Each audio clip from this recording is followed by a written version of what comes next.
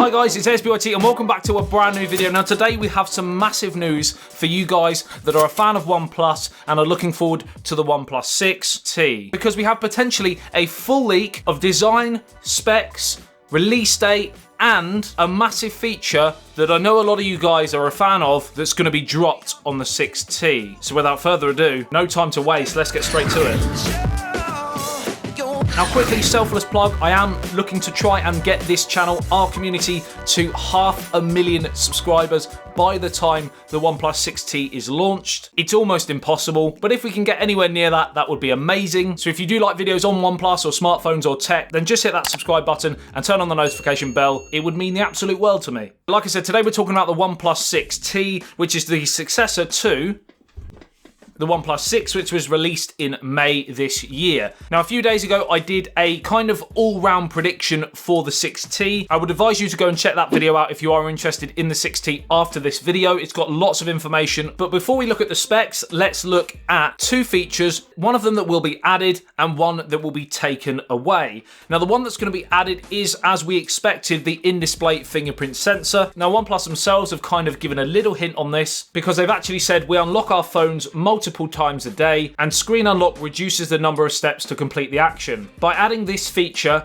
as an addition to other display unlocking options such as face unlock, users will have options to unlock the display in a way that is most efficient for them. Of course, they are referring to the in-display fingerprint sensor. Now, in terms of that fingerprint sensor, it is going to be a light sensitive one, so like the one that's been manufactured by Synaptics, similar to the ones seen in the Oppo and Vivo phones. So it's not going to be 3D, it's not the one that's in the process of being made by Qualcomm, that's like an ultrasonic, so it's not going to be quite as secure, but it will be, I would imagine, if OnePlus do it, it will be very quick. Now let's jump to the feature that's been left off, or will be left off, and this is really going to divide opinion. Now with the OnePlus 6, we of course had the notch, and this divided opinion. There were die-hard OnePlus fans which refused to buy the phone because of the notch. Now the notch on the OnePlus 6 is going to be that teardrop one, so it's a lot less intrusive on the eyes, pun intended.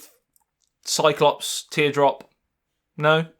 Now on the flip side, there were a lot of people that kind of got used to it and didn't mind it that much. So hopefully, for OnePlus anyway, this missing feature is going to be one of those. I can't quite see it, however. The headphone jack apparently is going to go on the OnePlus 6T, which is going to be a real problem for a lot of people. Now, the reason why we think this is because OnePlus themselves, again, have been quoted saying that in surveys, etc., about 59% of people now own a pair of wireless earphones or headphones, which is a massive jump up from a year ago, and they feel it's the right time to get rid of that headphone jack. Now, I know what you're thinking. Just not so long ago, OnePlus were actually poking fun at Apple for doing the same thing. And I think, unfortunately, for a lot of manufacturers, they think that the consumer has a shorter memory. You've only got to look at Samsung and Huawei sort of poking fun at Apple. This, to me, would be the equivalent if Samsung put a notch on their next phone after the commercials trolling the iPhone. Now, there are two reasons why I think they might be doing this. One of them is an upside for some of you, and the other one is an upside for OnePlus. Presumably, they're looking to sell more of their Bullets wireless earphones. And I got news yesterday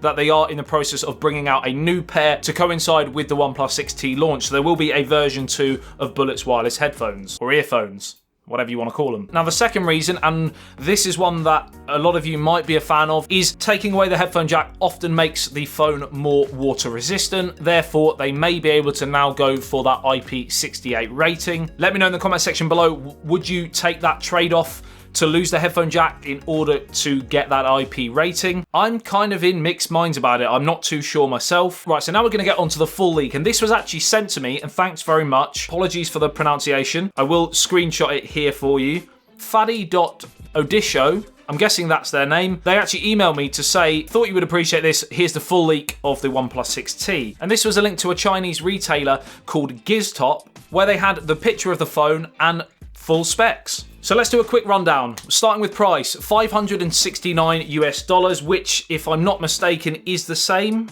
as the 6. Let me just check that before I look very silly. No, it is fractionally more expensive from the $529 US that we saw on this 6. So we do have a minor price hike again, by the looks of things, if this is true. Let me know what you think of that below. Right, so a 6.4-inch AMOLED screen, 2340 by 1080, so a 1080p screen. We're still not getting Quad HD, 91.5% screen to body ratio because of that water droplet notch. Qualcomm Snapdragon 845 SoC. GPU will be the Adreno 630, so the same internals as the OnePlus 6. Here's one major difference, and something that I mentioned again on my previous video, the triple camera setup, which is again something we saw on the Huawei P20 Pro this year, and it went down like an absolute storm, and presumably OnePlus have seen that and they thought, let's get a piece of that action. Let's get a piece of that pie. Talking of pie, Android Pie straight from the box with Oxygen OS over the top. See what I did there? Just so fluid, smooth transitions into specs. No. 6 or 8 gigabytes of RAM, 64, 128, and 256 gigabytes of storage. Presumably, again, no micro SD card slot. Let me know if that's the case, what you think in the comment section below. Which of these storage options would you go for? Do you need a micro SD card slot? And then we have the release date. And on here, it says available on the 16th of October, which is earlier by about a month than the 5T last year. I said again on the video that I did a few days ago, they may bring it forwards because they brought the 6 launch forward to May from June the previous year from the OnePlus 5, and it's all kind of falling into place here. This will coincide presumably with T-Mobile as the main headline carrier in the States, and that mystery January 15th date that I mentioned presumably is possibly looking at the 5G compatibility. Now this final spec comes in the form of battery, and this is where I'm not too sure, because we've heard a lot about VOC Charge, we've heard a lot about Warp Charge, which may be the new name for VOC Charge that they may be borrowing from Oppo. It says on here Dash Charge, which is the standard on the OnePlus 6. It does say there is a bump up in battery though to 3,500 milliamp hours from the 3,300 we saw on the 6. So there is that bump up in size, but not a bump up in charging speed, which isn't really necessary. I still think the Dash Charge is amazing. 60% in half an hour is brilliant, but VOC Charge on the Oppo phone, 75% in half an hour, so even better. If they can put it in the 6T, sensational. And we also have seen a screenshot put out of October the 17th. It's looking very much likely that the launch or the release date will be around that sort of time, so mid-October. So let me know in the comment section below what you think of what you've heard today. Is there enough new on the 6T if you already have the OnePlus 6? Do you see the shortfall of the headphone jack, if that is going to happen, as a major issue for you? And also let me know what you think about the current price point of the OnePlus phones now compared to some of the likes of Xiaomi, for example, that have released the Xiaomi Pocophone F1, and even their flagship, the Mi 8, is still cheaper, I think, currently than the OnePlus 6. Do you think that their brand identity as a whole could be shifting? And if so, do they need to add more features like IP ratings, Quad HD screens, etc.? Like and share if you did enjoy this video and found it helpful. Subscribe and hit that notification bell if you're new to the channel and want to be notified every time I post a video on anything OnePlus or smartphones in general or tech in general. Pretty much daily content here on this channel. I love you and leave you. I'll see you in the next one. Take care. Peace out.